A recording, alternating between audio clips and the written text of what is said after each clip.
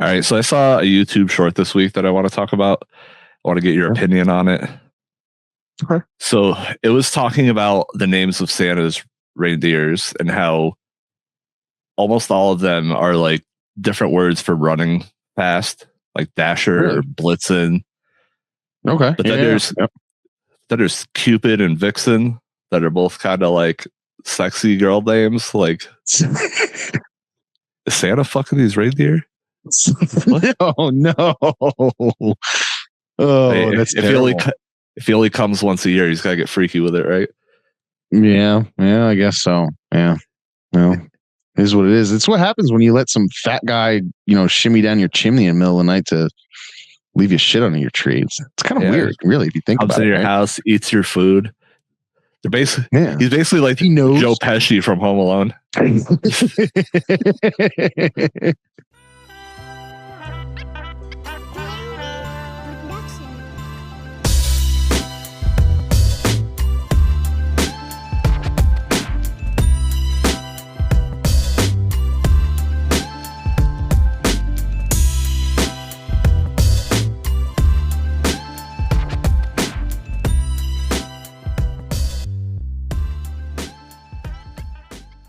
Well, listen, dude, it's been a while since it's just been you and I to just sit here and bullshit. Home show. Yeah. How you been? It's been a rough month, but I'm getting there. You. Putting the pieces back together. The cold doesn't help too, right? Like all it's getting dark at like fucking 4:30. It's miserable, and add in the outside influences coming in. It sucks. Like it can be a hard time of year for sure. So yeah, I've been having the past month I've had to restructure parts of my business, and then I've also had family emergencies with 3 different family members, and then on top of that you have all the holiday parties. And my son's birthday is right around Christmas. So we're gearing up for birthday party. Yeah, it's a tough time of year, man. This is a tough time to be fucking broke, right? Right. So much. I just feel emotionally stretched too thin right now. Yeah. No, I hear you.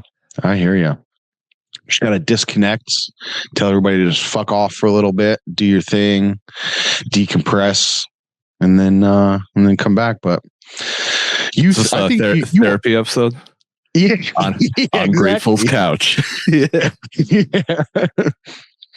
Just sit back, buddy. Let me let's talk a little bit. Man, it's tough. It's definitely tough too. My daughter's birthday also just passed, so you have Thanksgiving that just came up. You've got then with the birthdays and the holidays, and it's like just trying to stretch the buck, trying to stretch everything. And that's what I'm talking about. But it is what it is, right? It comes around every year. You try to get a little bit better at it, and I'm just ready I'm ready for spring and summer to come already, and we're just hitting winter now. Fucking sucks. You just gotta move. Get out of the Northeast. I know, dude. I know. It's funny every time I talk to people about oh, you were living down south. Why the fuck did you go back up north? And I say, I don't know. I'm with you. I don't know why I came back up. It sucks. Yeah. Did you get a lot of snow? Because we got upwards of a foot a week ago. Yeah. So I was actually out in Syracuse over the this past week, and I was driving across central New York, and man, the snow and everything that is out that way. And as I progressively got further east, I was finally getting back home. There is no snow. I think it's just, I don't know if it's that we're so close to the coast. And then, we definitely do get snow out here, but not as bad as upstate New York. So yeah, we had a couple dustings, but it's pretty much just, come and go. So yeah, no snow to really speak of, but it's cold, man. It's cold. We have oil that we heat the house with, the oil baseboards, and shit's expensive. So, we only set our thermostat to like 65, 63. And my house is struggling 65, like 63. Sir, isn't the speed limit 65? But it's struggling, dude. It is struggling. Like, I wake up in the morning and it's like 59, 61 degrees in the house if I let the fire go down. So yeah, it's a miserable time of year, man.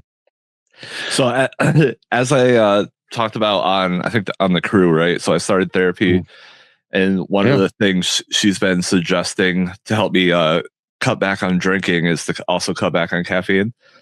And the temperature has really been helping, right? Because I'll wake up in the morning and then I'll be like, all right, I'm going to go to Stewart's. And then I look and it's 5 degrees outside. And I say, oh, okay, I'm just having water this morning. Yeah. Yep. Yeah, that, or I know a big thing for you was going out in your garage and either smoking and then having your beer. The cold's definitely a good to stifle that. You're like, I ain't going outside. I ain't going out there.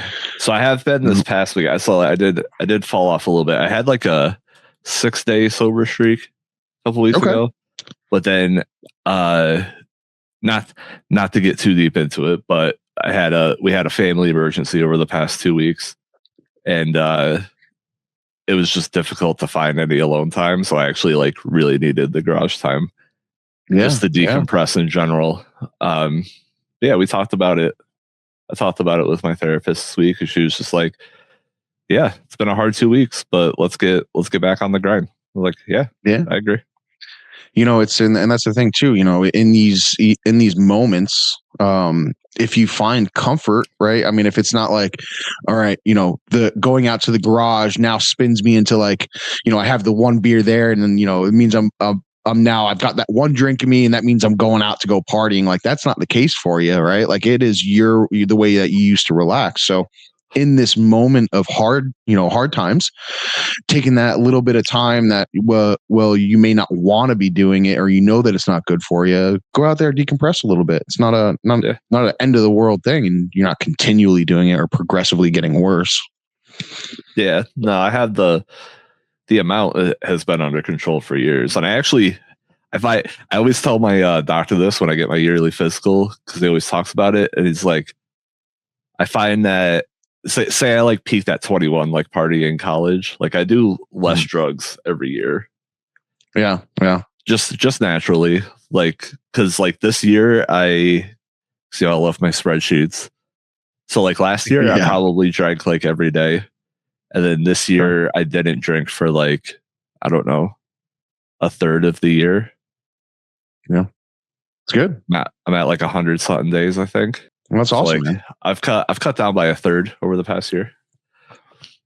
That's awesome, man. That's awesome. Yeah, it's one of those things where I slightly, because I do enjoy a good whiskey. I do enjoy a good IPA, but I enjoy them too much. And I wish I was one of those people that I could kind of like, hey, I'm going to have one with dinner, or I'm going to have, one on the weekend or something like that. Because it does. They're kind of like just like everything else, right? Like the cannabis, tobacco, things we enjoy. There's an art to it and all that stuff, and it can be enjoyed responsibly. I'm just not that responsible person. Yeah, I have that in me as well. So if I get to like the 6 or 7 drink mark, I have like a hard time stopping, and then it turns into like 12 drinks, right?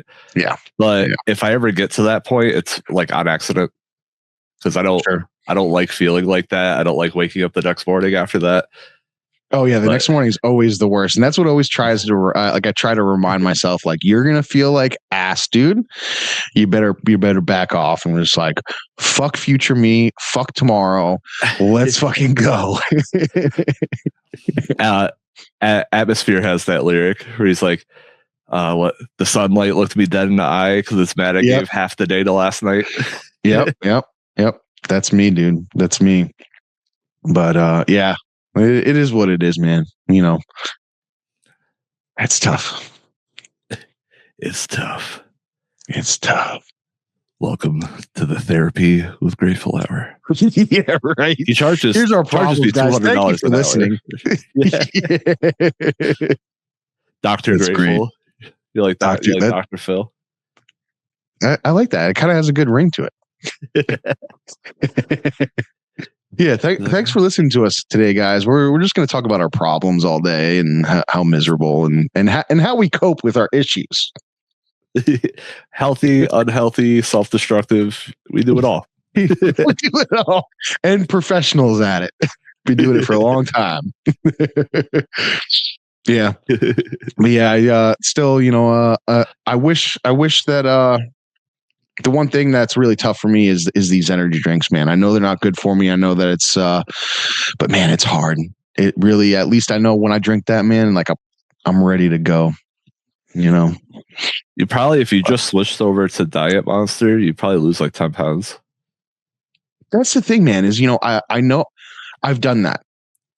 And then I don't know if I like the white ones. They taste fine. Yeah, white one's good. So they just don't hit as hard, I feel. And I'm kind of like, I'm kind of to the point. You are a sugar fiend. Yeah. And that's the other thing too, man, is like I've been gaining weight. I think I want to say like the last time I weighed myself, I was at like 250 or something like that. And I think when we started Grateful Nerd, I think I was down around like 230. So I packed on a few pounds. It is what it is. It is something that I notice with myself. I kind of go through these cycles, man, where it's like I gain a little weight, and then it's like I'll have certain times of years that I lose it, and then it'll come back, or like I'll go like 2 years gaining, and all of a sudden, I'll drop down. The way I like to look at it is, I'm a little bit bigger in the winter. It's my winter weight. It's to keep me warm. So. Yeah, I got all the layers on so nobody could tell if I'm fat or if it's just all my clothes. Yeah. But welcome to Two Bears with Grateful Nerd. Jesus. That's funny. But yeah, no. So back on the monsters, man. I don't know. I wish I need to get back into drinking more coffee, because the coffee does help. But I'm drinking like 12 cups of coffee. You know what I mean? Like I will like if I'm drinking coffee, it's like I've got to make a big, huge jug of it. Like I would make a full pot, and I would bring that full pot of coffee with me. And surely that can't be good. Drinking that much coffee. Maybe it's got to be better than drinking Monsters all day. Yeah, either way, you're shitting yourself. So yeah, my stomach is tore the fuck up. So one thing I've been doing at work that's been helping is I have a water bottle that's like almost a gallon. Okay. And then I'll put two energy packets into it, right? Yeah. Which equal about the same, like 2 energy packets is like the same as a Red Bull or as a Monster. But I'll put it in almost a gallon of water. So in order for me to obtain the caffeine I need, I have to like fully hydrate myself, which is that I think that's a great idea, and I support you with it. I think you should continue to keep doing it. Unfortunately for me, my office is a van. Yeah, it's pee in the van. That's what I do. We're not going to get into my pee situation. That'll be a story for another day. But I've mastered that down to a science. And if anybody needs any tips to drive while peeing, show you how to do meth for those long drives. Show you how to pick up lot lizards, pee in a bottle, all of it.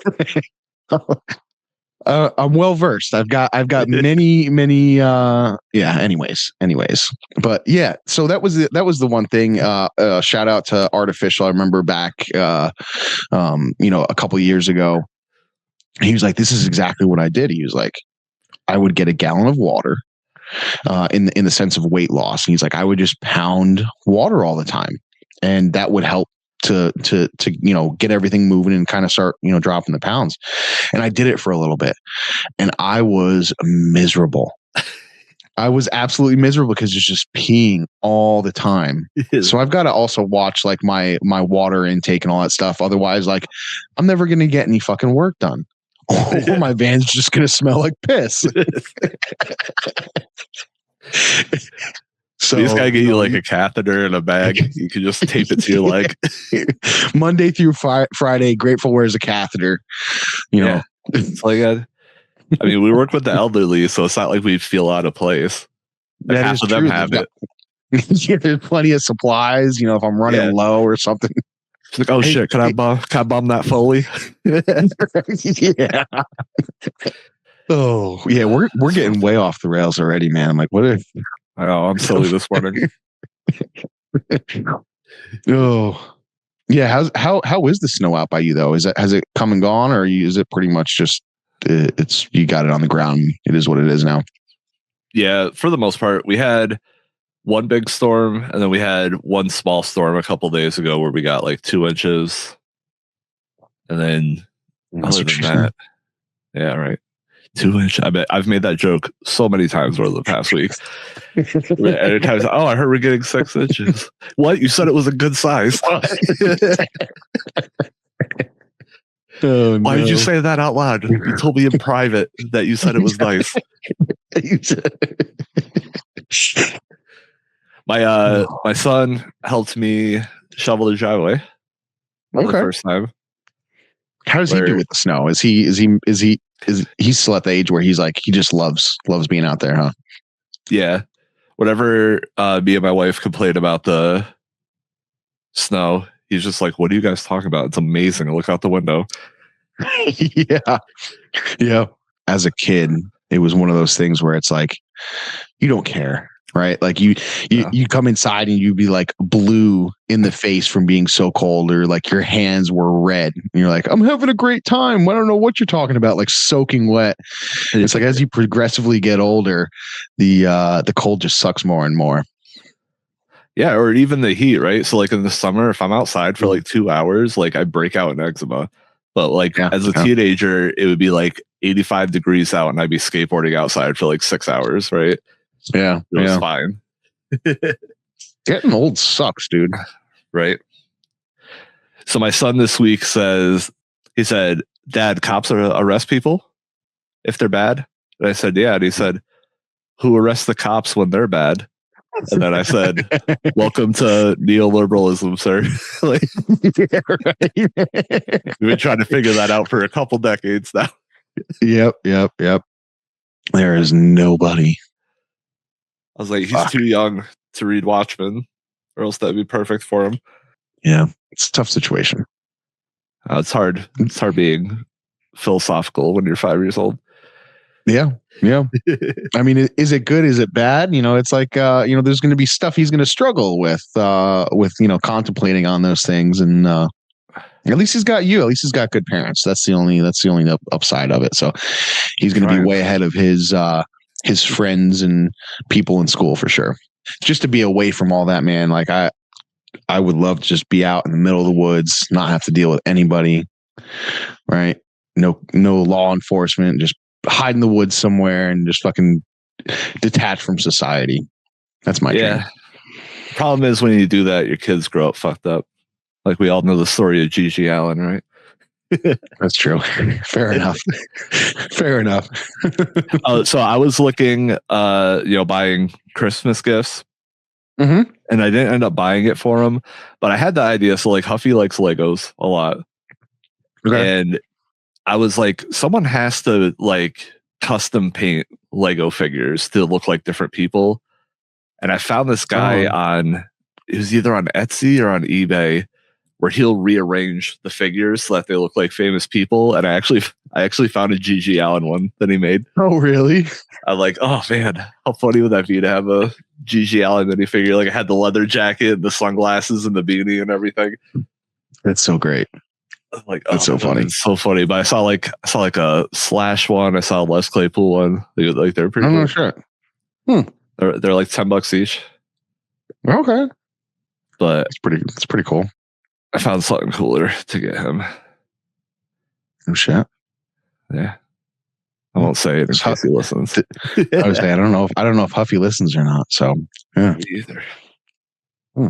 Yeah, Gigi Allen is funny. Dolly and Endo, they tend to call me Gigi. And every time they call me that, it's like, not Gigi Allen. Anytime anybody ever says Gigi, that's the first thing that my mind goes to. He's a wild one, dude. He was not meant for this world. Yeah, I can't. So my last dealer before cannabis became legal was like a 63-year-old guy. It was a friend of the family, and he would just like deal on the side.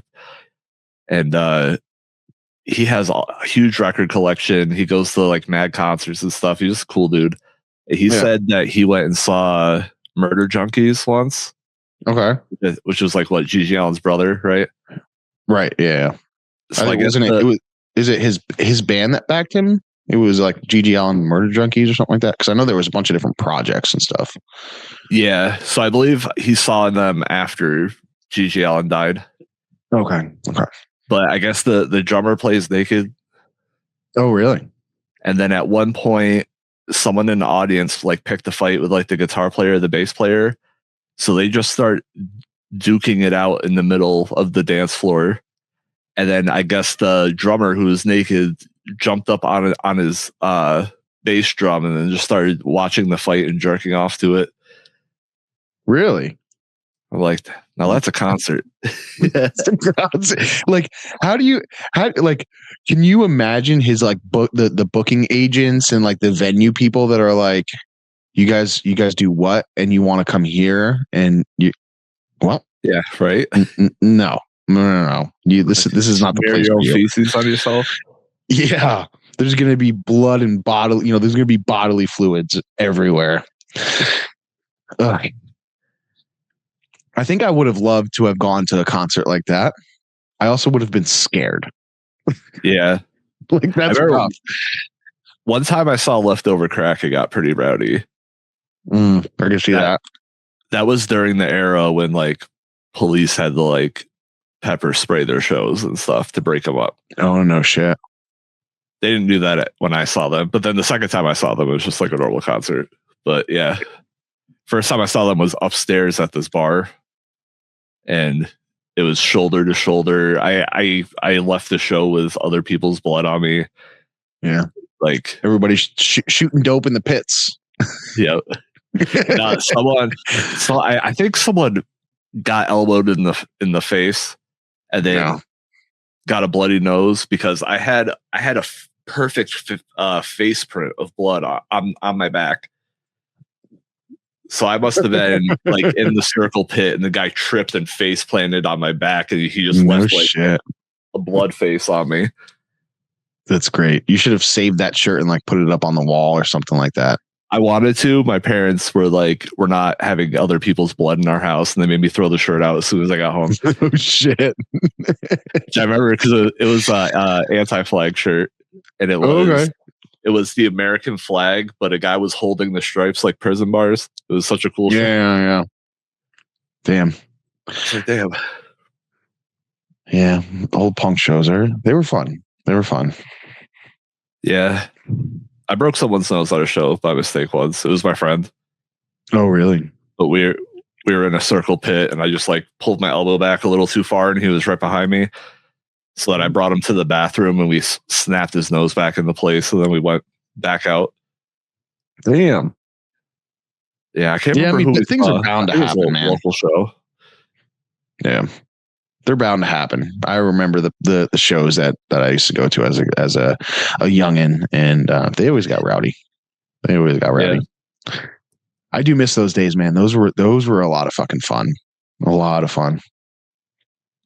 We had one local show that turned into like a brawl because a bunch of scumbag dudes came in, and my friend who was the guitar player in one of the other bands, I was playing at the show that we opened, and the second band that was up was our friends, and they were piss drunk, and he bumped into one of those guys, and we were upstairs at this bar, so it was the same place I saw Leftover Crack, and this guy took my friend and threw him down the stairs to the first floor, and then the band who was playing they were like the older band, so they were the ones like looking out after all us kids and shit.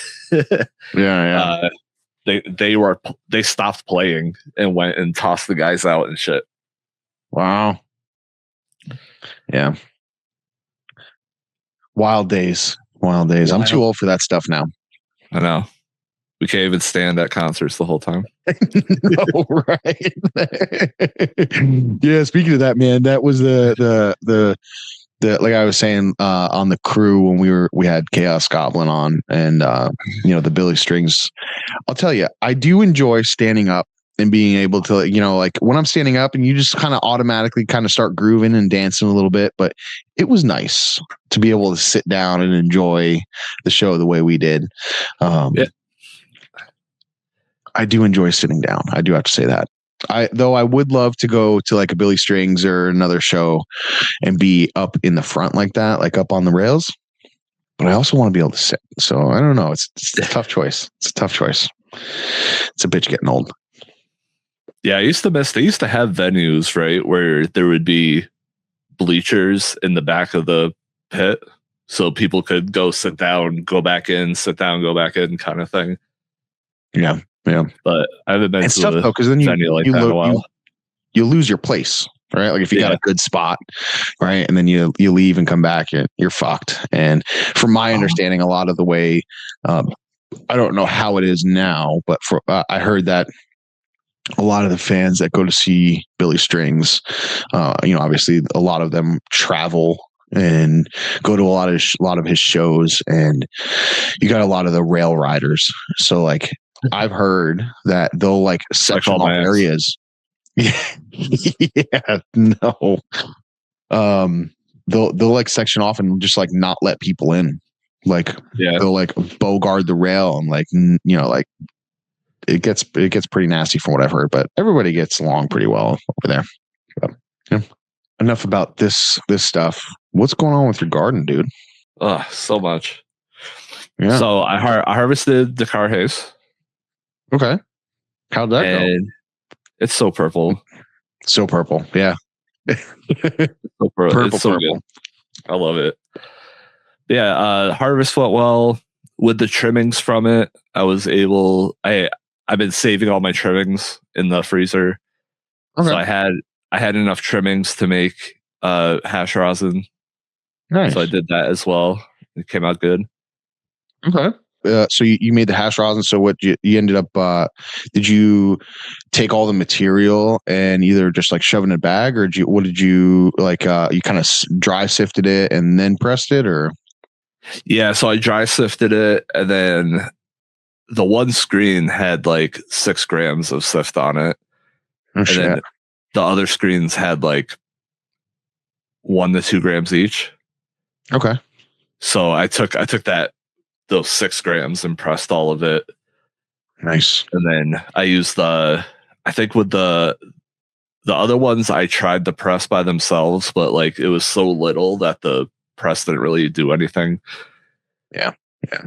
I imagine it would have been too, with those different levels of screens, it was probably either what would be considered like contamination or not great heads, right? Because like you're pulling from that one, so all the other stuff that you're getting is either like stalks or probably some undeveloped heads. So that main one that you pulled from, that's where all the good stuff was, and that's what you want. Yeah, and it came out pretty good. I think I said it on the crew, but I got the steel bagger, the metal bagger. Oh yeah. Yep. So that's How's that working out for you? So good. So I could take big rips. Did you get a cap for that, or are you just like open blasting it? Because I know that you can get like little carb caps that go over top of those old school, because it's titanium, isn't it?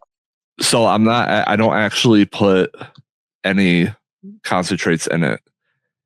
Oh, it's like you just kind of touch it to it. Yeah, it's like the end of a nectar collector. Actually, okay. Yeah, because from my understanding that like those are what they had kind of before, kind of like the quartz and the glass ones. That was kind of like, from my understanding at least, that was more the traditional kind of banger attachment to your. You could so you can also open it and get like reclaim out of it. Oh really? because it has like ridges on the inside where if anything like falls through, it'll stick to it instead of going into the water. No shit. Yeah, I'm gonna have to check that out when I come by. Yeah. So the place at the end of my street has them for like $15. Oh, that's not bad. And it looks like it's tapered, so you're kind of in a good spot where no matter what size your the receiver on your bong or whatever device you're using it with, it'll kind of fit in there. Yeah, it has different levels for the different sizes. It'll just fit in whatever one it needs. It'll fit any hole you want, buddy. Yeah. Happy holidays. Fill your holes with Grateful Nerd. So yeah. So I got a lot of other plants going, right? So I have Chi-Town Taroso on day 72. And it looks like it's almost done. I should probably start checking the trichomes and stuff. Yeah. And it's looking really good. You getting any kind of terps that are sticking out to you or anything you're noticing? It's the one in the back right of my tent, so it's the hardest to get to. So I haven't really inspected it that much. You got to get in there and finger it a little bit and smell it. Right. It's just so you know how my setup is, but I made that new res riser. Yeah. So now I can't get back to that side of the tent because I can't get around the res riser. Now I remember you having a good amount of space that that line was pretty long. Is it something that you think you could tuck that that platform off to the side a little bit, or is it kind of just it is what it is now? Yeah, I think I could probably clean and rearrange a little bit so I can get to that back corner. But otherwise, looking good. I'm going to try to get in there and check it out today. Yeah. Well, you have to report back to see what kind of flavors you're getting off of it. Yeah. Then I got Griswold Family Tree on day 41, which is okay. You said she was getting big, huh? I remember that. Yeah, I thought that until my next plant popped and so I have no shit. I have Mindless Queen on day 38. Okay. And that thing is gigantic. Is it? Yeah. So the Chi-Town Taroso and the Griswold Family Tree, when I grew them, they grew like straight up where it looks like a single bouquet almost. Yeah. Where the Mindless Queen like really opened up and has like a lot of side branching and stuff. Okay. So that just got to get in there and bend those bad girls down a little bit. Yeah. Snap their necks. Get those side branches coming up. Yeah, maybe I'll super crop it today. Yeah. And I planted a Freya Odin's Widow. Okay. I had that. That took Dakar Hayes spot, right? Yes. Cool. And that was pretty good. And then so I'm waiting for that to pop. And then in my small tent, I have 4 Slamberry times Orange Portal on day 16. Okay. All right. I know this is good because you had quite the issue with that tent for a little bit. A lot of seeds just did not want to come up. Well, so that's the other thing. I have 3 mystery seeds on day 13. Oh no, really? They finally showed up. Yeah, so I planted 8 seeds, none of them popped. I planted another 8 seeds, none of them popped. I said, fuck it.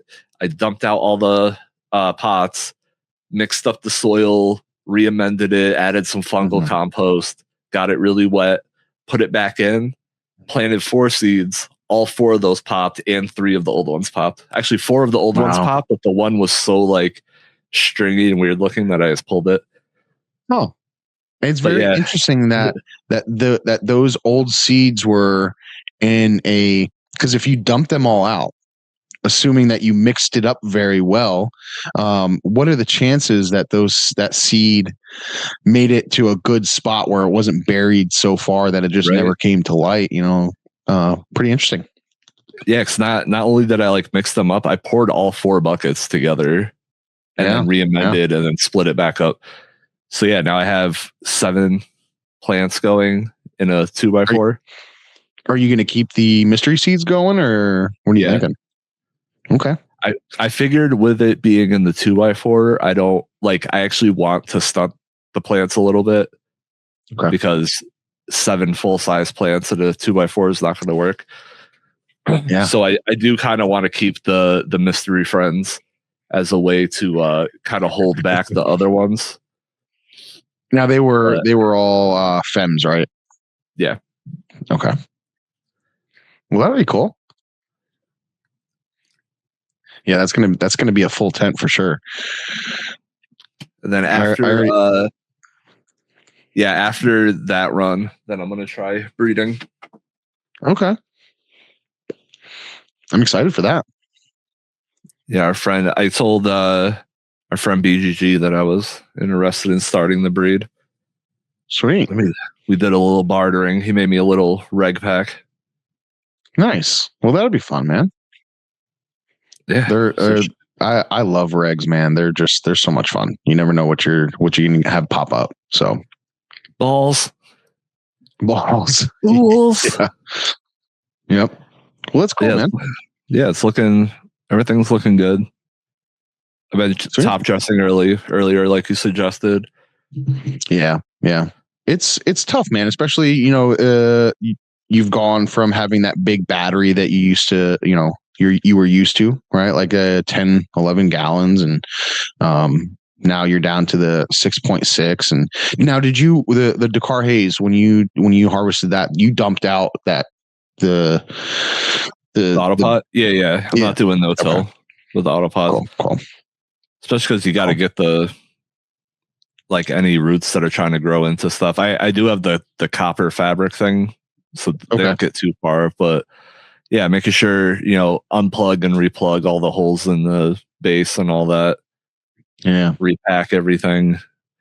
Yeah, it was crazy. The roots on the Dakar Haze were so crazy that I literally I pulled all of the soil out. Oh no shit. With the nice. It came out 100% clean. Fucking A. That's good. Good root growth then. Yeah. So then I just scraped all the roots off the sides, threw them out, and then recrumbled up the soil, put it back in. Nice. I have a bunch of I have some soil reserves now, right? Because like you said, I went from the city pickers to the autopots. So that leaves me with an excess of 20 gallons of soil or something. Yeah. But and also potentially, right? Like, think about this. This is what you could do, right? So you've got your main run going. Everything's growing in there, and then you have those soil reserves.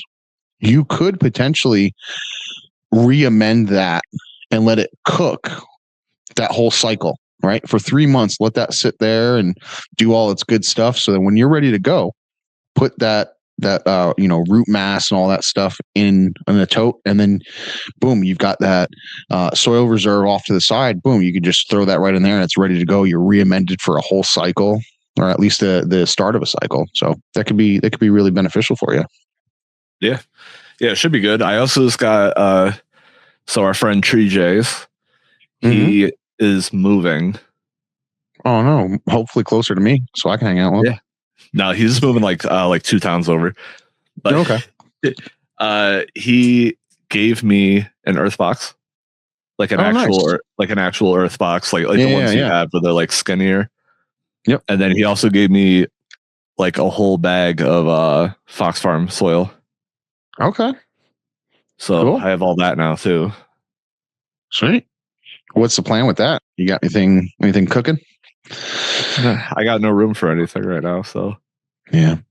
I was thinking maybe right now in the 2x4 I'm doing the nerd tech of the cement tray with the fabric pots. So I was thinking maybe on the next run swapping out one of the cement trays with the earth box. Okay. Yeah, that'll be cool. That you could. Well, you want to do the breeding round next. but I've always wanted to do the one earth box and a 2x4 and get like one photo in there, and then just fucking let that thing rage and fill out a whole 2x4 with one plant. That'd be pretty sweet. That would be sweet. I have to still, photos with the humidity still worry me, but we'll see. And that's the thing is right now is like, I know it's kind of tough because you just started a new round, so this kind of doesn't apply in this case, but like being able to, because you're like, say 3 months from now, we're going to be getting into spring, like the end of winter is coming up, so it won't really count, but like right now is the perfect time. At least I know for me, even, in my basement, my humidity is so low. And then I tend to try to use this as when I was growing, when I had my whole room, the winters were great because I was like, I can just pack my room full of plants and not quite have to worry as much about the humidity. Just use these winter temperatures and humidity, as a benefit. So, yeah, that's a good point. It is very dry down here.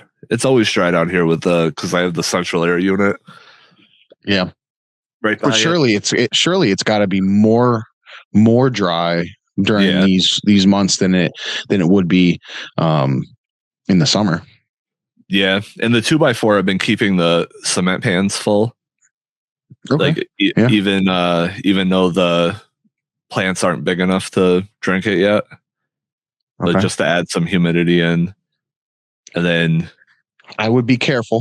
This is just kind of my 2 cents on the subject. Is the problem that you could potentially run into, right, is if that water sits far too long. Oh yeah, definitely.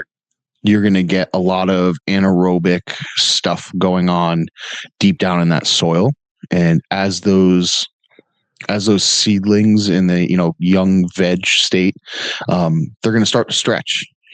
And what are they going to be greeted with? Nasty ass soil. And boom, there you go. You've got root rot and very unhappy plants that grow. So just be careful. You're a big boy with nerd tech. Yeah, I've only been putting a half a gallon in each pan, and it doesn't even last a day. Okay. And how do you notice? How are you making sure that are you finding that the soil is staying at a good moisture level, or is it too saturated, or seems to be doing okay? Yeah, I seem to be getting like normal, like saturation dryback cycles, like normal. Okay. Good. Still been top watering and shit too. Okay. Now, have you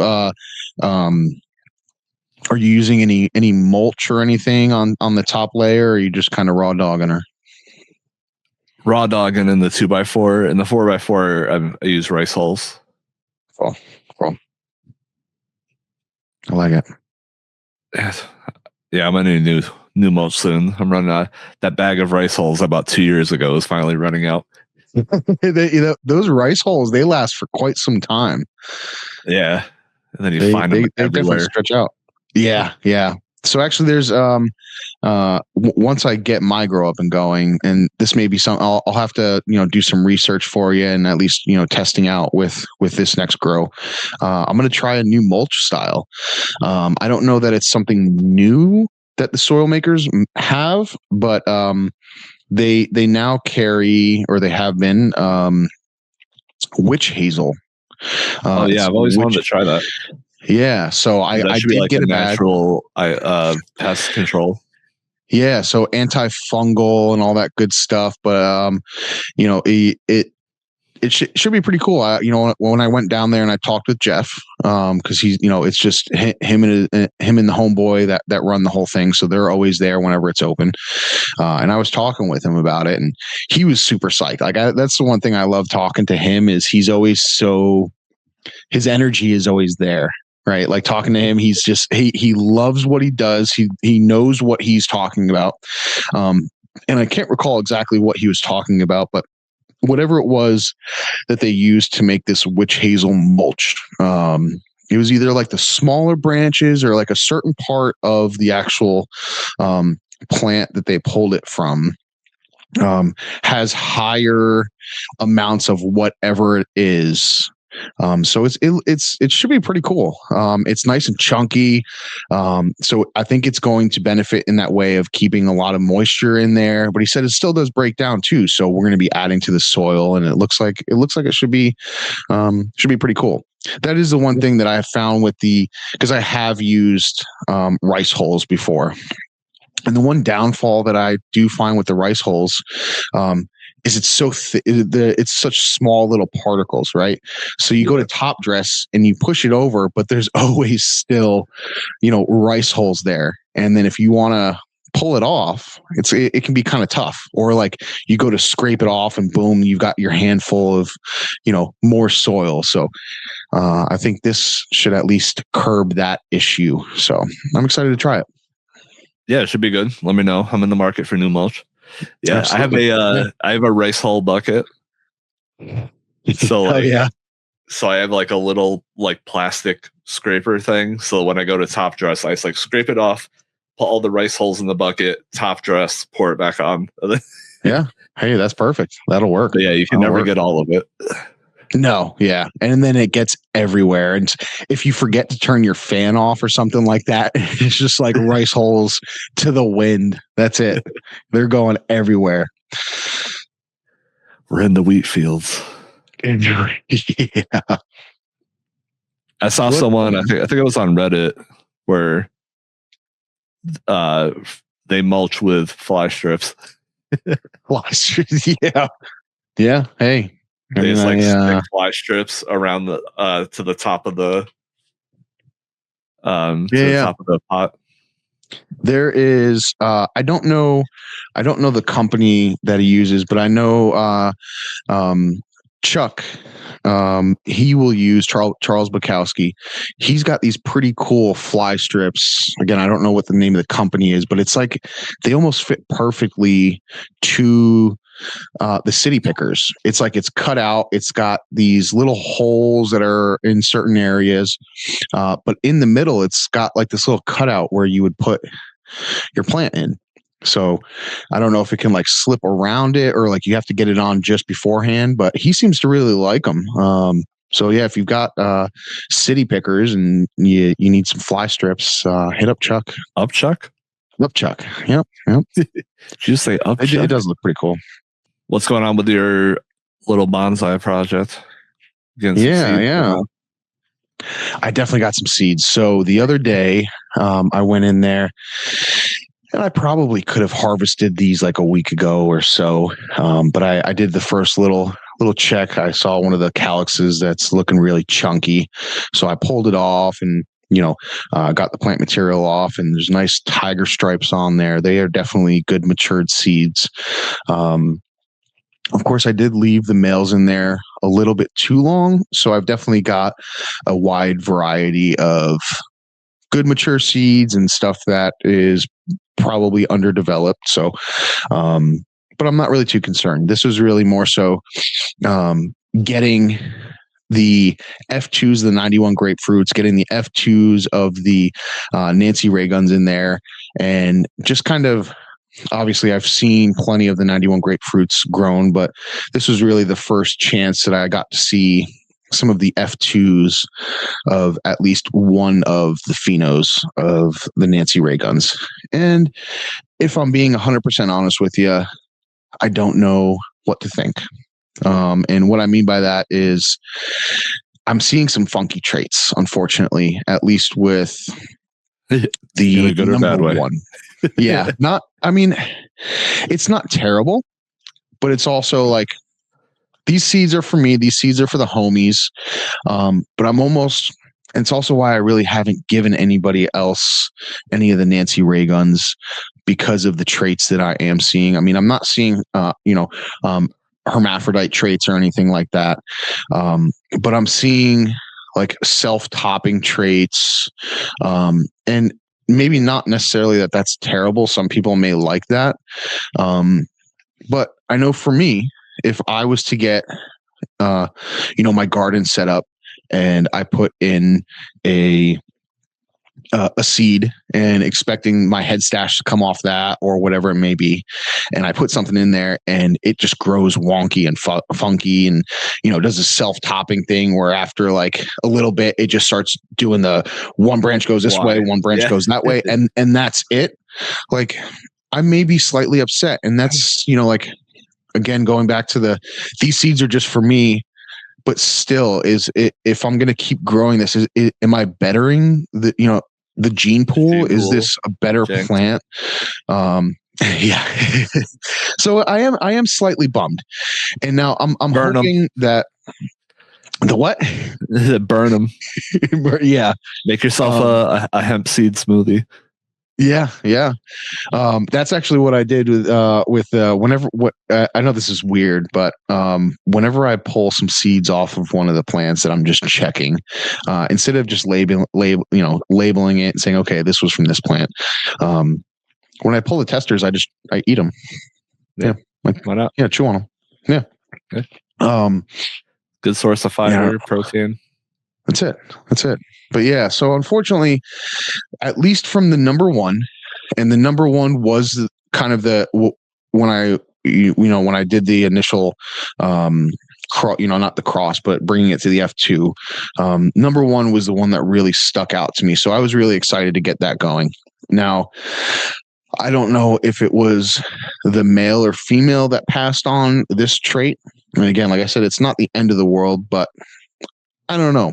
I haven't gotten enough numbers to really run to see how widespread it is. What I can say is I know Istig has grown out the Nancy Ray gun, the same pheno. And he also did get a self-topping trait. There was some funky leaf growth on one of them. So it's slightly a bummer, but it's not the end of the world for me. I will try to see if I can, I'll try to grow a bunch more to see how widespread it is. Maybe it's something, if I take it to like an F3 and I don't notice any of those traits, maybe it goes away. But again, I don't know if it was the male or female that brought that trait. I am definitely hoping that it wasn't the male, because then that means all of this work that I did with the Nancy Ray guns could potentially be trash, or however you want to look at it. Especially since Ganik and I are working on a project together, specifically with that Nancy Ray gun. So I'm like, oh no. So hopefully that can be saved. If not, maybe try to pivot in some kind of way, run some of the other phenos.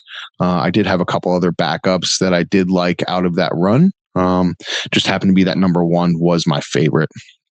But yeah, otherwise, of course, the 91 grapefruits are beautiful as always in here. They always do really well. It's funny, walking in here and I open the tent and it's just like I can't even pinpoint the smells. It's just rank and funky. Like it just smells like fermented stuff, like just going on. And but yeah, no, otherwise they're doing really good. I've been neglecting them pretty badly, by like I forget that I'm supposed to be watering them again, because this also is like the first time I'm growing in here. I've kind of gotten out of the swing of growing since I've shut down my indoor grow. So this being the first thing coming back, and of course them being in the small containers, I forget like, oh shit, I need to be watering these every day to every other day to really keep things, going. But they took the beating well. They're still green and still happy. But some of the leaves are definitely dying off. One of the males that I ended up pulling, I didn't even realize like it was dead, but it was just still standing there. It was just all brown. And I was like, yep, it's time for you to go. But yeah, so I think this weekend, I'll end up, filming the closing video of harvesting everything down, drying it, and then this is going to be like a Alabrijes mystery mezcla. I'm not going to section these off, saying this plant was. Those are the corncob pipes you get, right? Yeah. Yes, indeed. Refer back to the previous episode of The Crew for the first part of that joke. Sorry, Paranoid, we love you.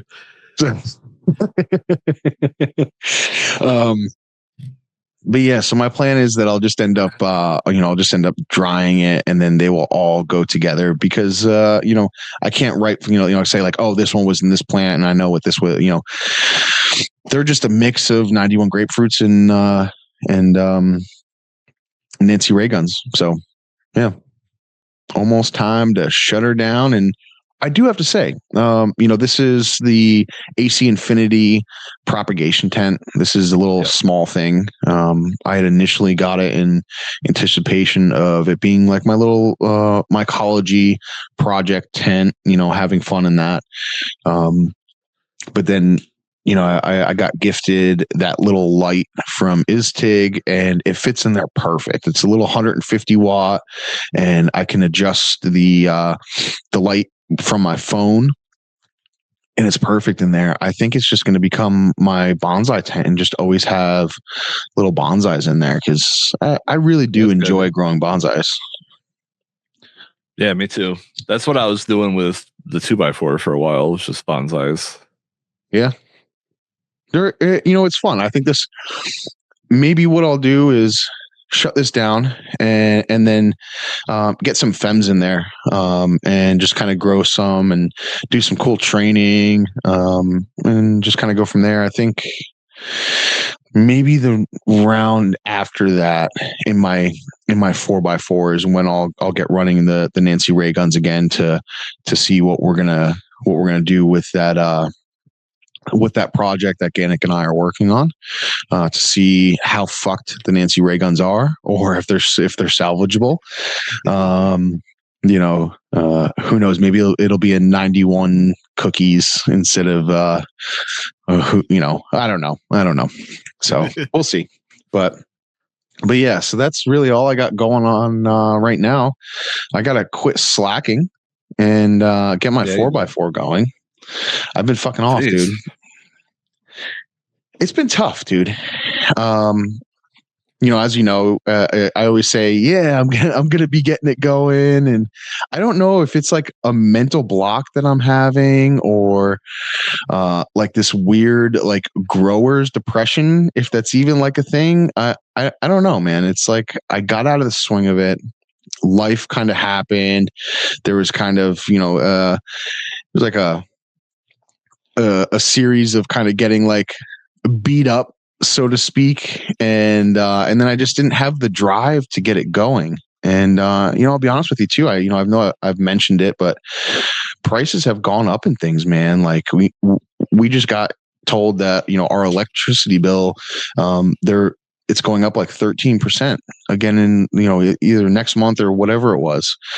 So it's like, oh shit, man. Like, and then of course the wife realizes, oh hey, look, the grow's been down for this long, and look how our electric bill is. And it's like, I get my balls busted about putting the tent back online. It's like,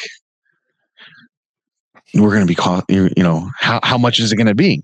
And then it's like, well, why am I going to bother starting the tent if I'm just going to get my balls busted about the electricity bill? So it's been tough. I mean, running the 4x4 should be noticeably cheaper than running the whole room like you were before. I think so. I think it will. And this is, I've got, it's the 450 watt Spider Farmer one that I'll be using. And it's, I know there's some people that go that live by the statement of top of the tent 100%, right? Like that's how we're going to run our late. I can't afford that. And I think that if it works for you, great. I think that you're probably, at least in my mind, you're running those diodes at 100%. So we're already right there. You're that longevity of your light isn't going to be as long as, say, someone running a little bit lower. But then I've heard other things of people saying, well, now you have that potentiometer that is controlling that, so it's not you're doing stress on other parts, right? So it's kind of tough. Yeah. But I've always been of the belief of bringing the light down closer towards the soil and adjusting it from there. And of course, running the light at like 20 to 30% instead of 100% or whatever it may be. It's going to cost a little bit less electricity. So maybe it's just I just gotta like pull the Band-Aid off and just fucking do it. Yeah, let's go for it. So I have some fun statistics here. We just got an email from YouTube.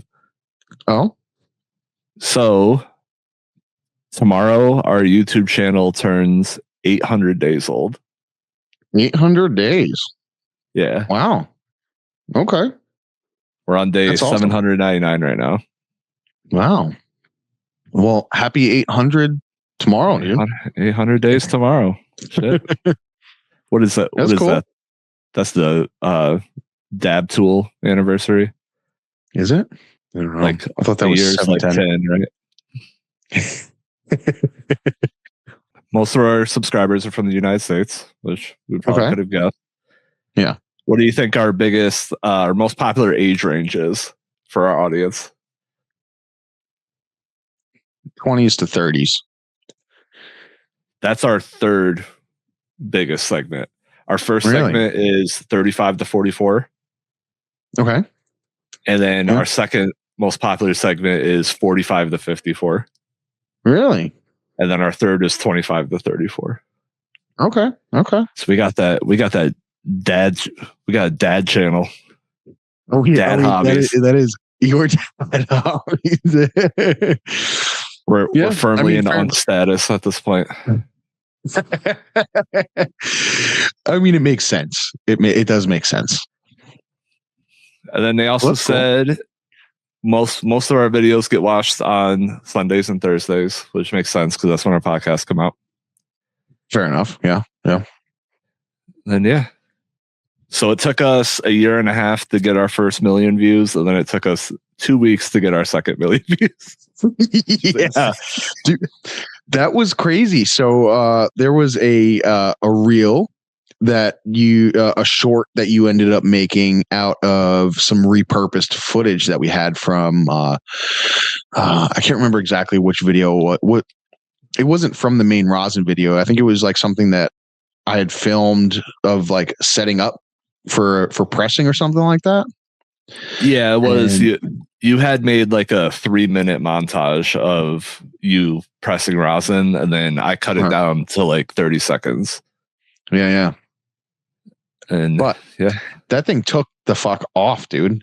That one short is at last time I checked, it was $1.5 million. Yeah. That's crazy. Pretty fucking amazing. It's pretty amazing.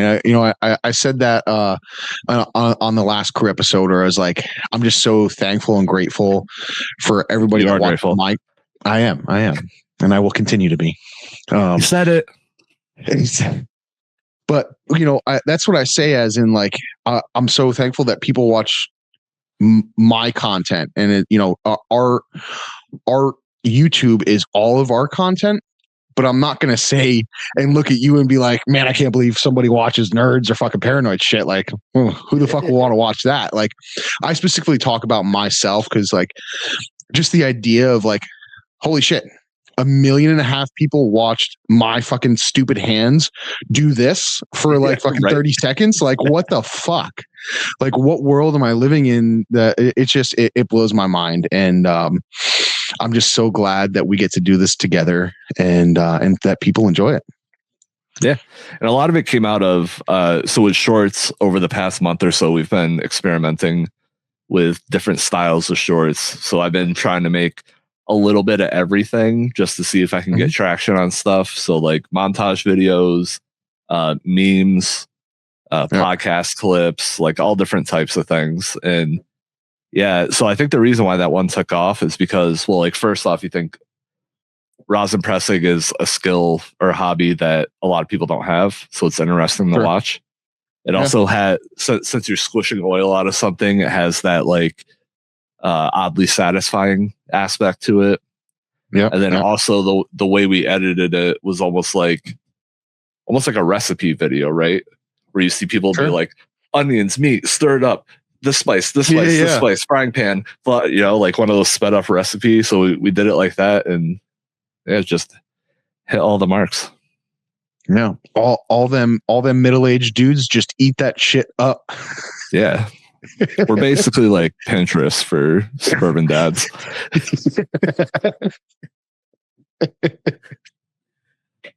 Someone's got to do it. Someone's got to do it. So we haven't talked about like movies or TV in a long time. Yeah, it's been a while, man. Guess what came out this week? What? Five Nights at Freddy's 2. Oh yeah? Yeah. I don't think I've seen any of them, actually, if I'm being honest. Oh damn. I was so excited for this movie. I've seen it twice already. Oh really?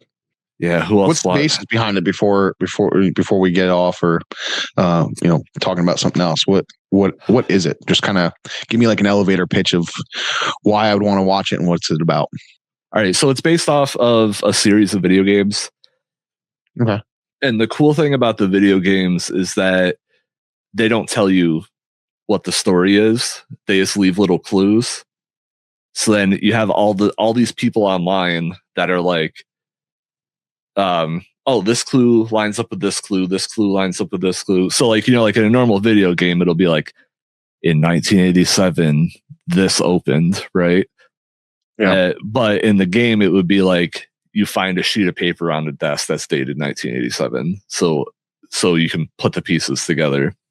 So anytime he makes something that isn't a video game or a movie, or that isn't a video game, he will add clues. So like if he writes a book, or if he makes a movie, or if he does something, he'll add clues for the games into that as well. Okay. Even though the books and the movies have like different timelines from the games, he'll still use them to like give us little clues for stuff, right? So the cool thing about Five Nights at Freddy's is that if you have that like analytical, like sleuthy kind of mind, it really scratches that itch of like being able to put the pieces together. It's also like a really good community thing, right? Where like the community comes together to try to solve this puzzle. But all of that to say, the story of Five Nights at Freddy's is like very intricate and convoluted, and because of that. But the main gist is that there's a dude named William who owns a bunch of Freddy Fazbear's pizzas, which are essentially like Chuck E. Cheese. But so like how Chuck E. Cheese had the robots, the robot band that would come up and play. So he owns a restaurant like that. Yeah, I do too. They don't have it there anymore. No, yeah, we went to Chuck E. Cheese like last year, and there was no robots. Yeah, which I love animatronics in general. Yeah, So William starts killing kids. Okay. And then the kids that he kills at the restaurant are they end up haunting the robot band. Huh. So it's like one kid's in the bear, one kid is in the bunny, one kid's in the chicken, so on and so forth. Shit. Okay. So in the movies, the main basis of the movie timeline is that there's this dude named Mike whose little brother got abducted by William when they were a kid. And Mike is trying to figure out who killed his brother. And then he ends up taking a night shift guard position at Freddy's. Okay. And then when he's at Freddy's, he starts getting more like, he can start seeing the ghosts of the kids and stuff. And then the ghosts of the kids are like, yeah, we know your brother. Right. Or we know your brother's ghost kind of thing. So then he starts putting all the pieces together to find out that this restaurant was run by a serial killer. And then now all the dead kids haunt it. No shit. Damn. Yeah. Okay. I might have to check that out. It's pretty cool. So the second one came out this week. We won't get into spoilers or anything, but I thought it was cool. It was definitely scarier than the first one. The first one's kind of like, I wouldn't call it a kid's movie, but it has kind of like a Goonies kind of, or like Stranger Things kind of vibe to it. Okay. Yeah. The second movie is definitely scarier. And it introduces, the second movie introduces one of my favorite characters, which is the puppet. Okay. Which the puppet is another animatronic, and it is a girl that. So what William had a business partner in the games, at least, had a business partner named Henry, and Henry had this daughter, and then William kills his business partner's daughter. Oh no shit! And then she ends up haunting the puppet, which is like this creepy marionette puppet. And then so she starts fucking shit up because she hates all adults because she got murdered by an adult kind of thing. Yeah. It's all slightly different though, like based on the movies or on the games. Cause it's like, oh, someone dies this way in the game, someone dies this way in the movies, kind of thing. But yeah, I thought it was a cool getting like the origin story of the puppet and all that. It is slightly like in the movie, it is slightly different than the games, but it was still cool. Nice. Yeah, I'm definitely have to check. What is it Netflix or where are you gonna find that? It's in theaters right now, so we have to wait for it to come out. Or was the first one? Is the first one available anywhere that I? Yeah, first one's on Peacock, I think. Okay. I think that's is that a free thing that's on Netflix? Or Peacock? not Netflix, sorry, not on Netflix. On like Roku, isn't it? It's like an app that you can download in Peacock, right? Yeah. You have to do a subscription to it. Peacock is NBC's streaming app. Okay. Yeah, I don't think I have that. Nah, but it's a pretty good cast. So Mike, the main guy, is Josh Hutcherson from Hunger Games. Oh, okay. And then Elizabeth Lail plays Vanessa, who Elizabeth Lail, she's been in a bunch of stuff, but I mostly know her for in the first season of You. She's the girl, the main love interest. I've heard of that. I think you turned me on to say to watch it. But I can't think of. I'm as you know, I'm god awful with actors and actresses' names. And then William is played by Matthew Lillard, which is awesome because he was one of the original ghost faces in the first Scream movie. Oh, okay. So the funny thing is, the second movie has his business partner Henry in it, and he's played by Skeet Ulrich. So not only were they the first two Ghostface in the first movie, they also owned Freddy Fazbear's Pizza together. Oh no shit! Huh. So it's cool seeing them. It was cool seeing them in the same movie again, and then also being partners in that movie, like they were in Scream. Well, former partners, I guess, but yeah. Which also, we have 2 months until Scream 7 comes out. I'm very excited. Oh damn! Sweet. Yeah. Did you see the trailer for it? I think you sent it to me, and I think I've seen it. I believe so. Ghostface burns down Stu Macher's house in the trailer. Like that. That's you might have to resend that to me. I don't recall. My memory seems to be god awful. But that's crazy because so much of the Scream story takes place around Stu Macher's house. Okay. And it gets burnt down. Oh shit.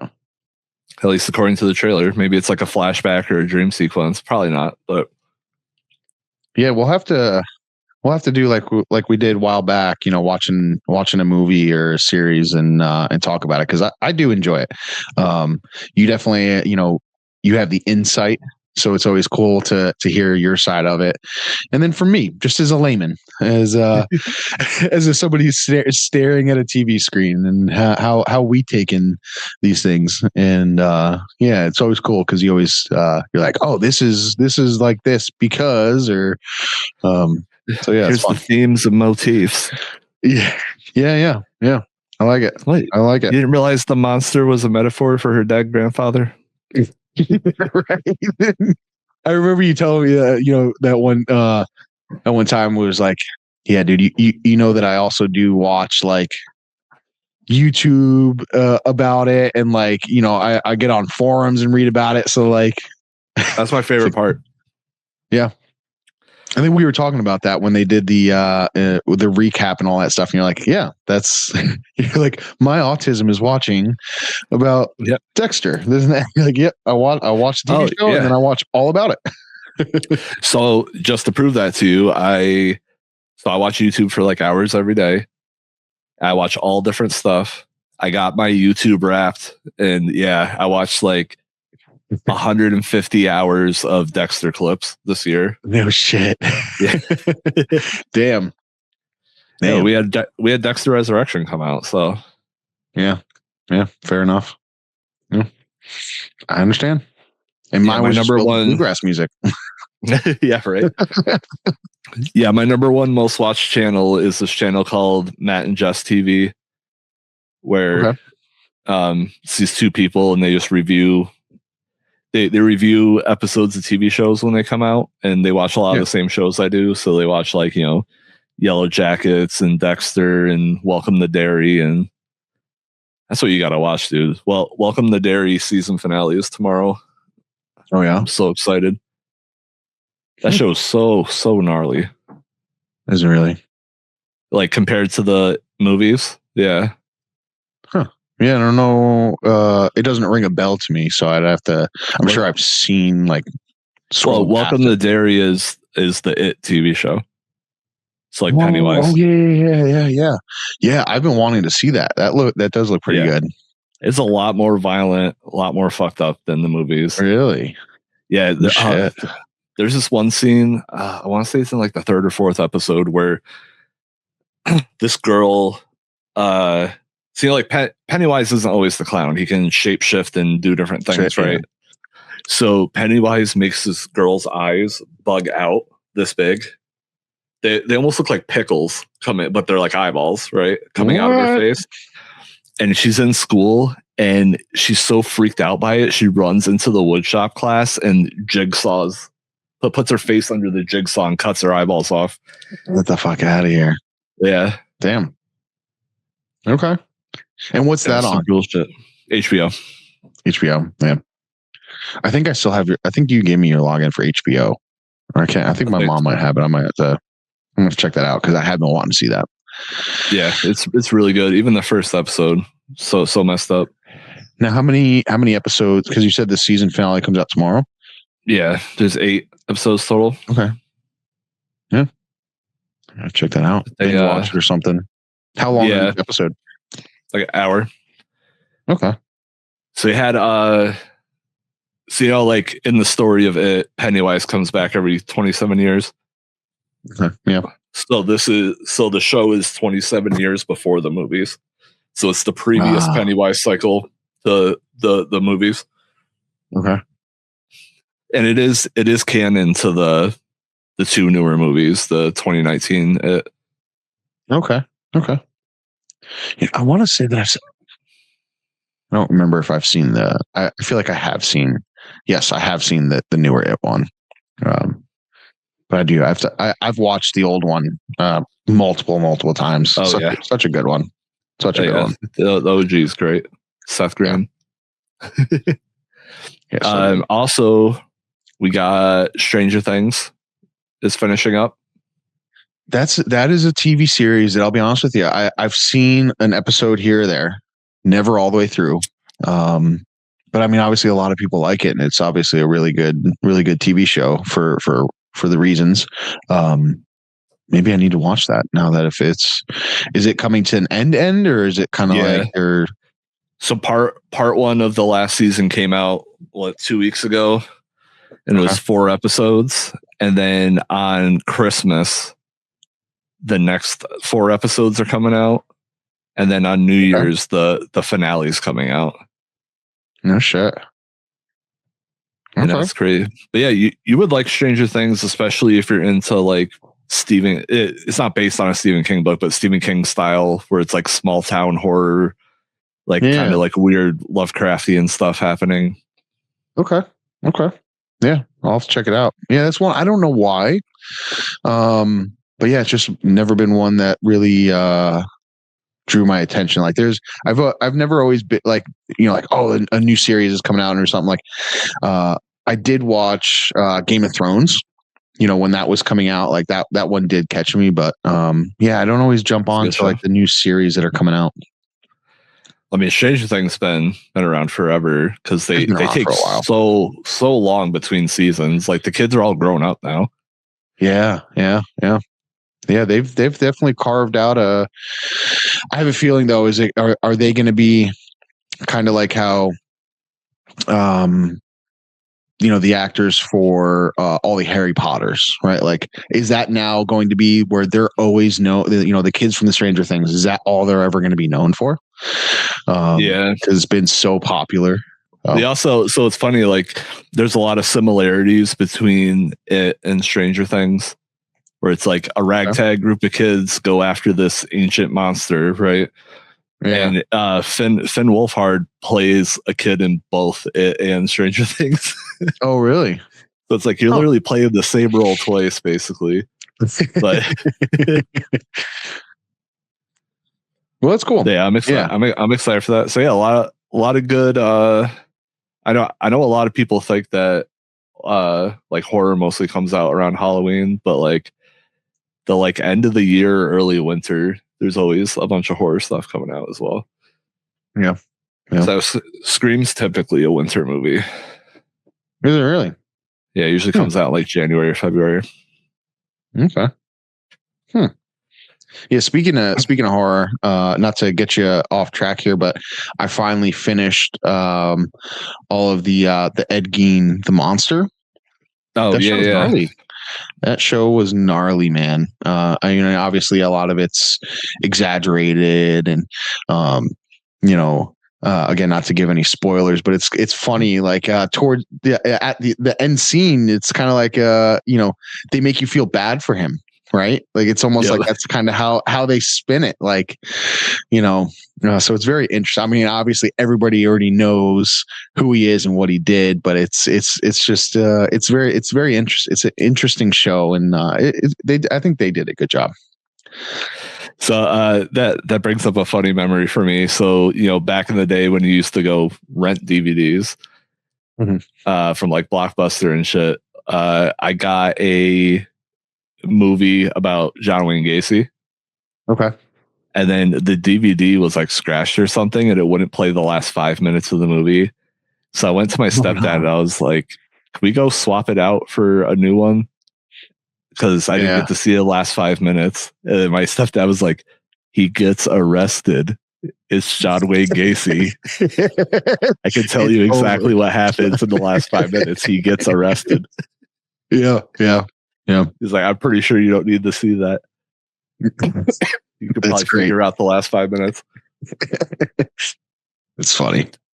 But yeah, it was I do enjoy kind of like the the serial killer thing, and like obviously it's stories that have everybody knows, but it's always cool to see how it's portrayed on the screen, and it's really a wild story. And to think that all of pretty much, I think, like as you said before, like all of like modern horror, really kind of a lot of stories spin off of this guy and how screwed up he was. And it's cool because they do integrate it within that. And you can see his influence throughout horror over the years, like Texas Chainsaw Massacre or Silence of the Lambs, like Buffalo Bill from Silence of the Lambs kind of thing. Yeah, I think that is one of the things. Like, you've heard me say, Amigo the Devil is one of my favorite artists, and that is kind of like his stick is kind of like singing about serial killers and kind of like that kind of vibe.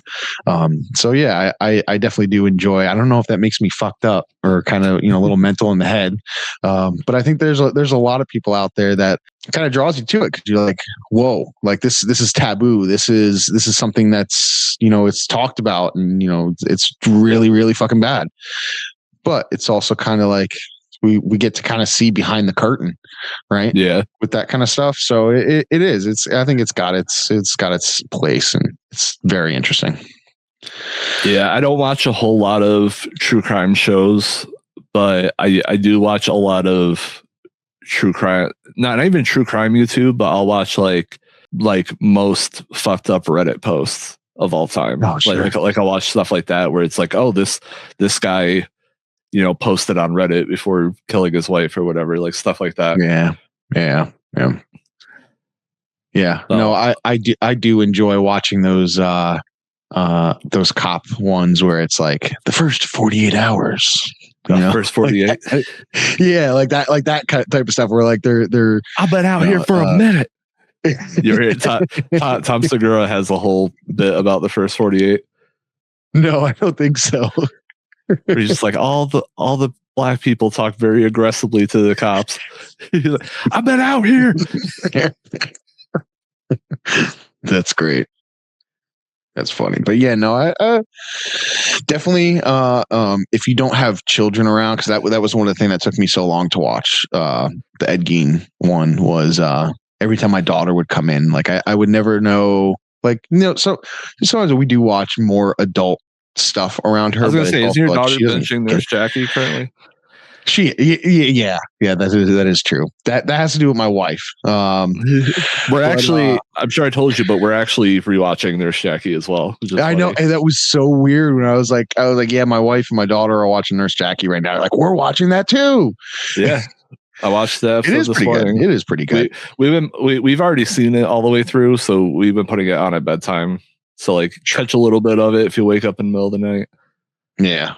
No, that is a pretty good show too. I do have to say it is good. I do relate a little bit to Nurse Jackie and her opiate addiction, so it is a little tough to watch sometimes. But you know, otherwise, it's an interesting show. You know, it's funny. What's his name? Eddie, the like pharmacist that she's friends with. So he was the priest in Sopranos, and then she was obviously Carmela Soprano. Oh yeah. So it's cool, seeing them together in both shows. Like they have good chemistry.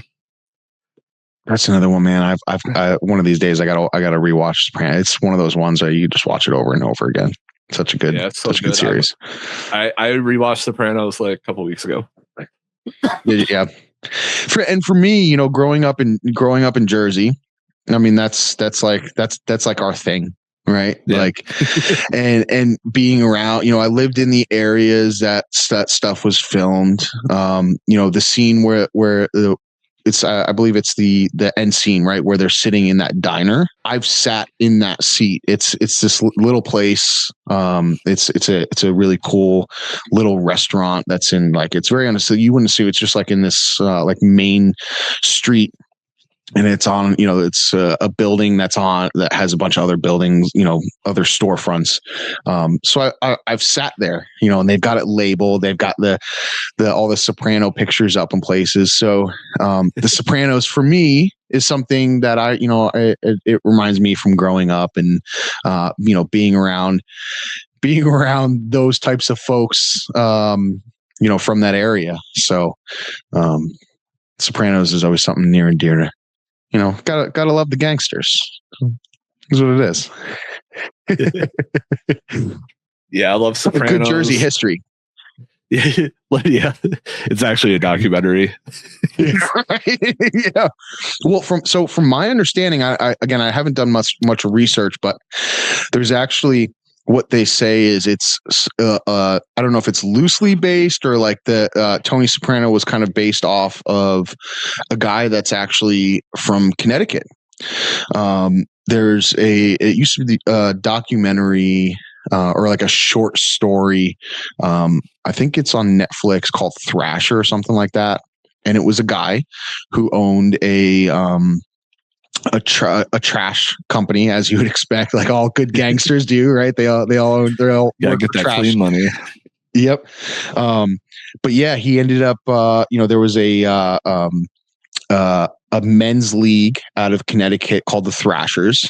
And he bought it, and his son was the manager for this. And of course it was something that he never should have done. But, of course, I don't know how true it is, but I've heard that there's speculation that it's actually based off of that guy from Connecticut. Oh, yeah, that's crazy. Yeah, you'll have to look into that. I'll send you that. I'll send you it's I'm almost positive it's called The Thrashers. Yeah. I'm trying to find a show that I can. So like sometimes if I don't want to listen to podcasts or music, I'll put on a show like Sopranos where I don't have to look at the screen. I can just listen to it because I've seen it already. So like I can imagine the whole show in my head while I'm listening to it, kind of thing. Yeah. So yeah, I'm looking for a new one. I was thinking about doing The Wire again. I don't know if I mean, I recall seeing something called that, but I don't know if I know what that is. So The Wire is another old HBO dark drama like The Sopranos, and it's about police in Baltimore. Oh shit! But it gets really crazy. That's like most people say it's like the best TV show of all time.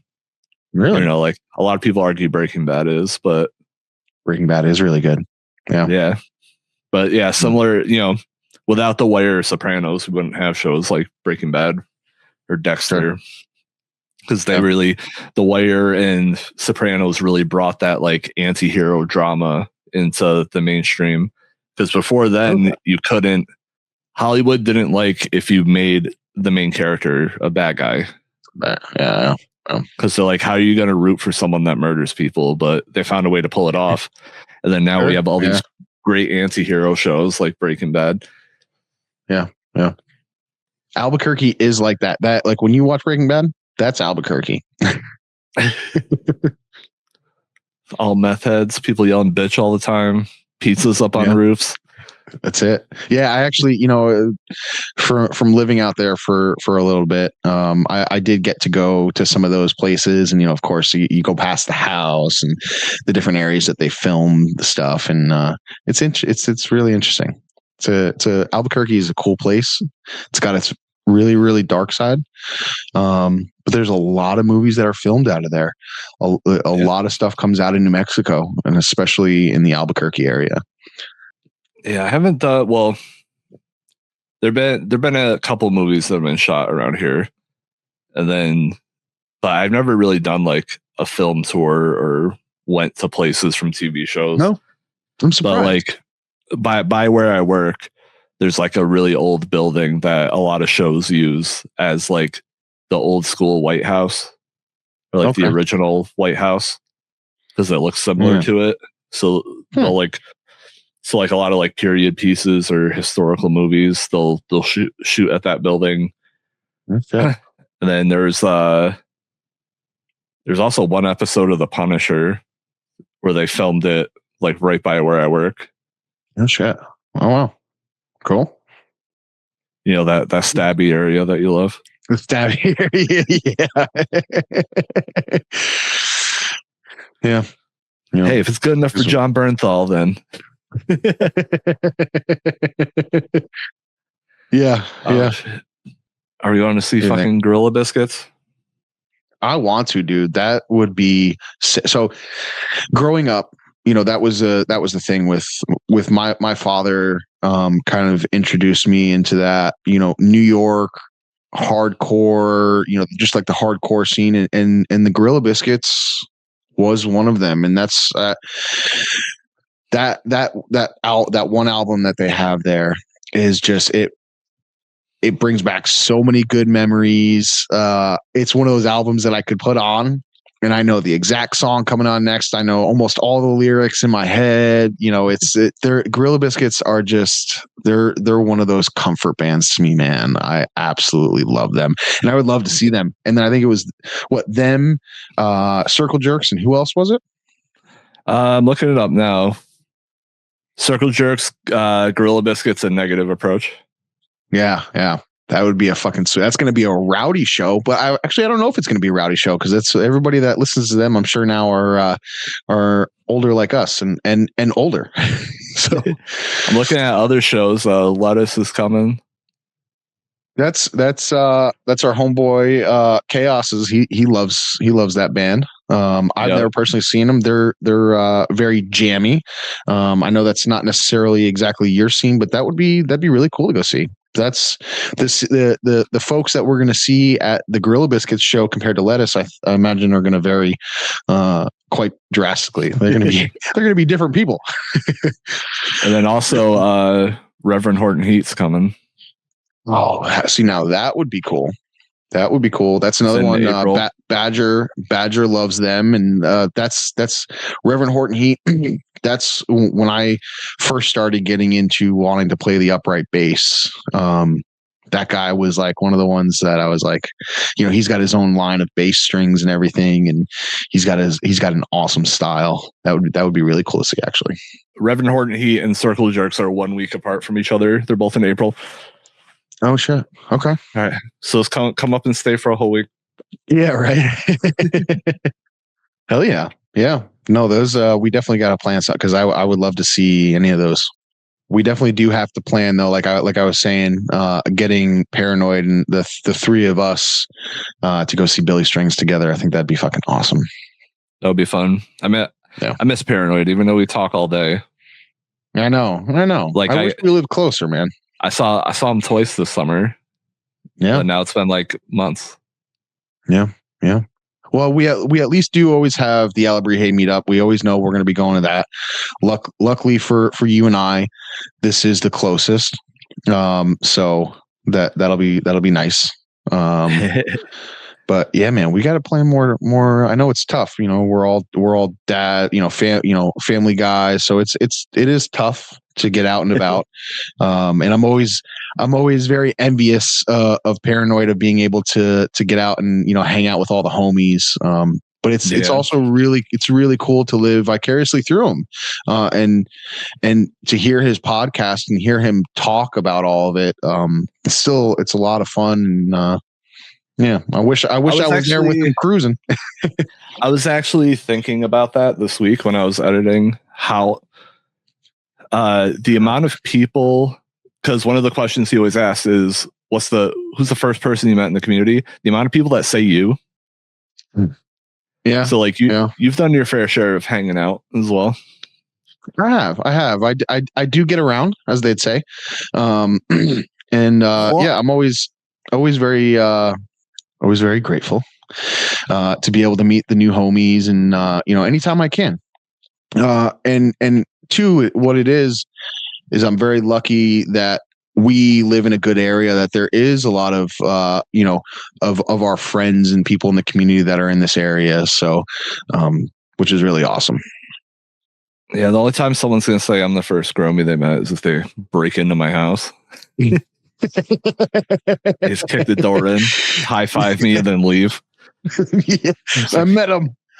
You shattered all the hinges on my front door. Hey, at least it's the front door and it's not the one that I fixed. I'll come over and fix that one for you. So I did do some home repairs this week. Or last week last week my wife was in Atlanta. She took a little girls trip with her best friend. Sweet. And then I took a bunch of days off so I could be with my son.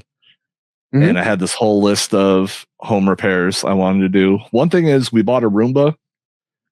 Okay. But we have so much stuff on the ground that the Roomba can't like get around and do anything. They are cool, but yes, they're tough. They're a tough piece of equipment to have going. So one of the things was I was like organizing things to get them off the ground. So like I got like, if I get a hanging basket, I can put fruit in there. Then I could put the coffee where the fruit went, and then I could put the dog food where the coffee went, and like stuff like that. Yeah. And then now the dog food bin's not on the ground, kind of thing. But the other thing I did was I recocked the kitchen sink. Oh, okay. The caulk on the kitchen sink was so old that it had like turned like completely black over the years, right? Just from all the food particles from the sink hitting it, and so it just looked disgusting. So I took a razor blade to it, peeled it all off, and then redid it, and it looks so much better.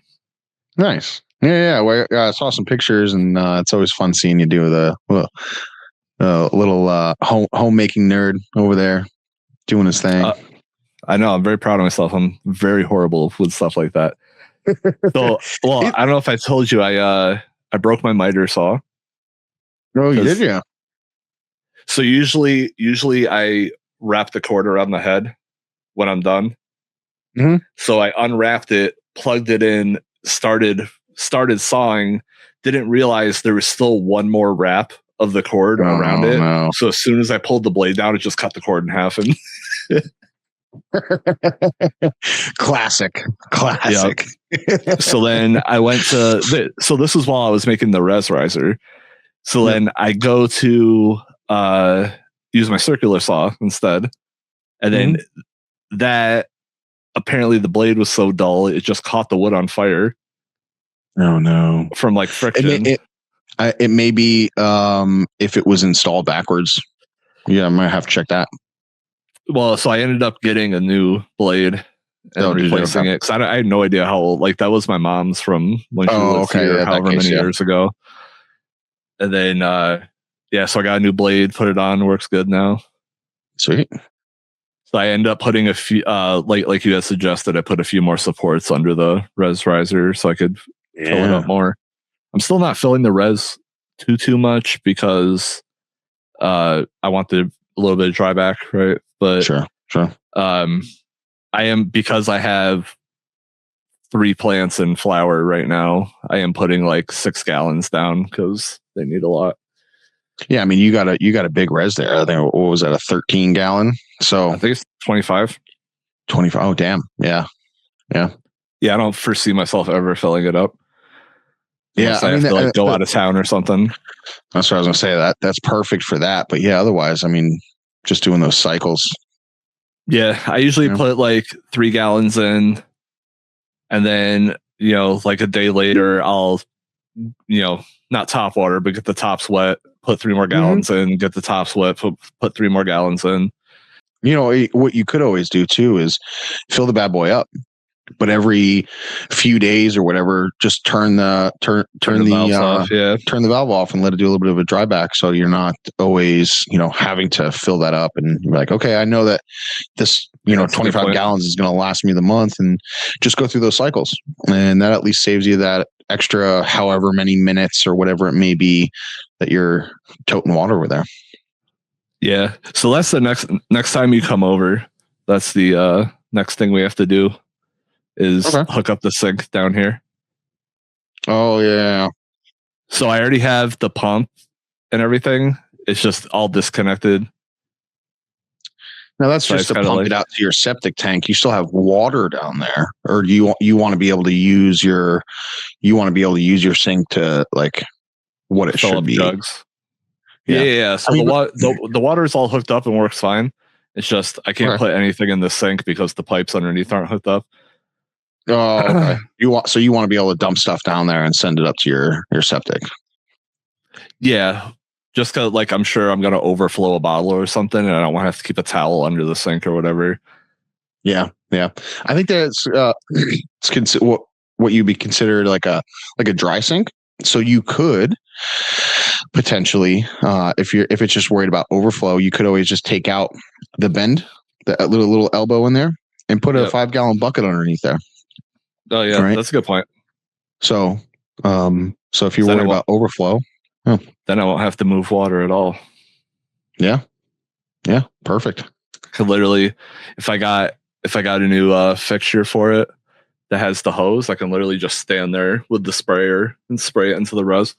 Absolutely. So I know when I had fish tanks, that was actually what I ended up getting. There's a siphon system. I can't remember exactly what it was called, but yeah, you could get it where it just hooks right onto your the nozzle of your sink, and then you could just run a hose right over to your tank and just turn the hose on. That's actually a good idea. Yeah, I don't have to worry about the sink at all. Yeah, just hook a hose right up to it. I mean, I'm sure there's fittings that you could hook just a regular hose up to, and just always have that. You could leave the pressure on if you wanted, and then just have it as a like a garden hose type thing. Oh yeah, that's a good idea. Yeah, lots of hose, lots of hose, and good ideas. That's what I'm good for. I also got to get my my ecology tent set back up because I bought two bricks, pre-inoculated bricks of oyster mushrooms, and they're just nice. Sitting there. Yeah. Get them going. Make some stir fry or something. That's it. Dude, what did we even talk about for the last 2 hours? We've just been rambling. It's always good though, man. This is what I enjoy, and this is why I'm glad that we started this together, is just to get on here and just, we talk every day. But it's cool just to be able to sit down and just bullshit with my friend, man. So yeah. I always enjoy my time with you, brother. Remember, we started this because we were friends. Yeah. Not so we could interview Alabrije for the 14th time. Yeah, right. Ooh, speaking of, I got a shipping notification from Alabrije, and he didn't tell me that he was sending me anything, so I'm excited. Yeah.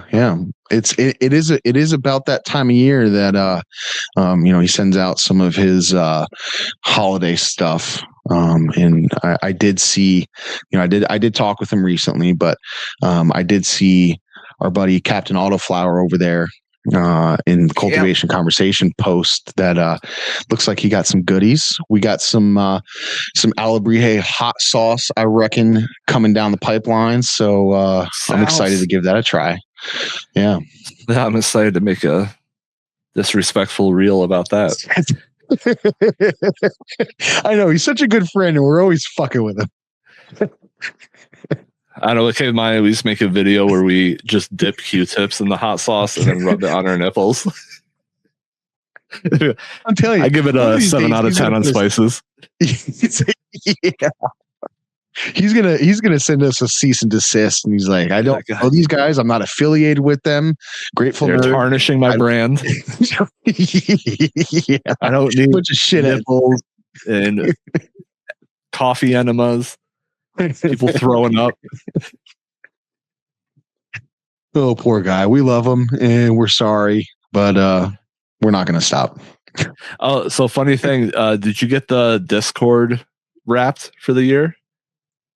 I actually just saw that. So usually I'm on my phone when I'm on Discord, but for anybody that recognizes that things may be looking a little different right now, I'm actually on my laptop that I bought well over a year ago, and I just saw that pop up.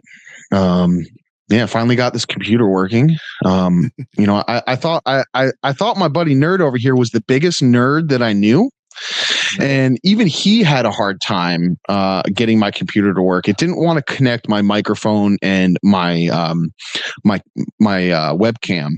And we tried a couple times, and you would get it to work, but for whatever reason, it didn't want to save it. Well, who knew that my brother was a bigger nerd than Nerd?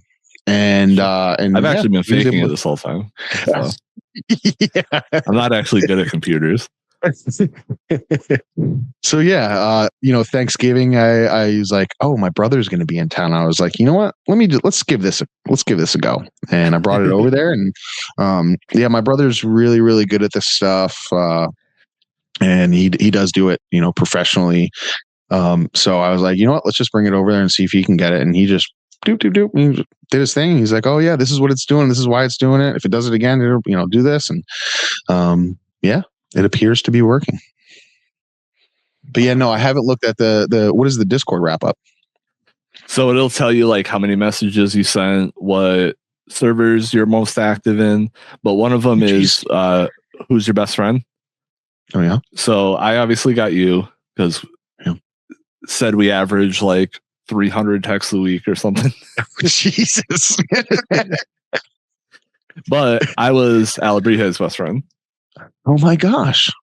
Look at you. Is that an honor? That is an honor. It is an honor. And it's also going to be in your cease and desist letter.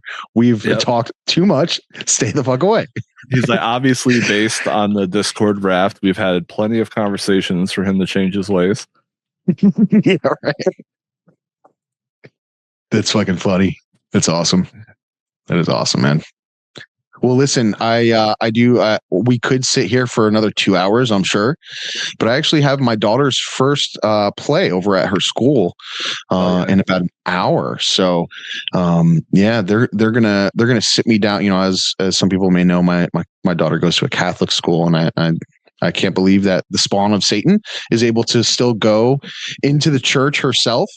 But yeah, and so that's what I'm gonna go sit in a church for a little bit and watch the kids have fun. So I do have to head out soon. As he spontaneously combust. Yeah. So this may be the last time you see me, because I will have gone through an exorcism, and I would have burst into thin air, and that would have been it.